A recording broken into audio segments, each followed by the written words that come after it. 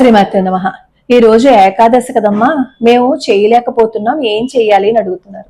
ఏకాదశి వ్రతం చేయటం కుదరని వాళ్ళ కోసమే నేను ఏకాదశి వ్రత కథ చదివి ఈ రోజు పెట్టాను అనమాట. ప్రతి ఏకాదశికి నేను ఆ వ్రత కథకి సంబంధించి పెడుతున్నాను.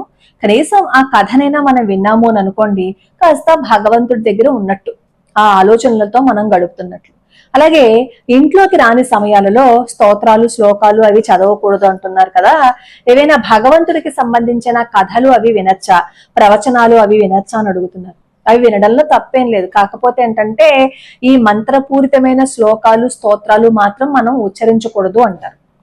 అలానే మొన్న కళ్యాణం జరిగింది కదా, రాముల వారి కళ్యాణం.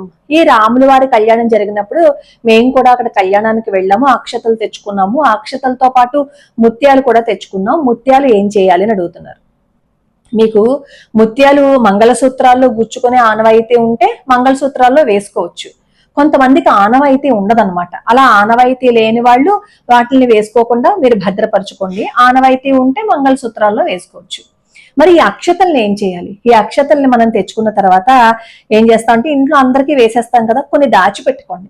అలా దాచిపెట్టుకుంటే పెళ్లిళ్ళ సమయాల్లో తలంబ్రాల్లో కొన్ని కలపచ్చు. అలాగే మన ఇంటికి పెద్దవాళ్ళు ఎవరైనా వచ్చారనుకోండి, వాళ్ళ కాళ్ళకి నమస్కారం చేసినప్పుడు ఆశీర్వచనం చేసి అక్షతలు వేస్తారు కదా, అలా వాళ్ళు వేస్తున్న అక్షతల్లో మన ఇంట్లో కొన్ని అక్షతలు తయారు చేసుకుంటాం కదా, ఆ అక్షతల్లో ఈ అక్షతలను కూడా కలుపుకొని మన మీద వేయించుకోవచ్చు. మీరు ఇప్పుడు రాముడి కళ్యాణంలో మాత్రమే కాదు, ఎక్కడ ఏ కళ్యాణం చేయించుకున్నా అక్కడ అక్షతలు ఇస్తే ఆ అక్షతలను తెచ్చుకుని మనం దాచిపెట్టుకోవచ్చు.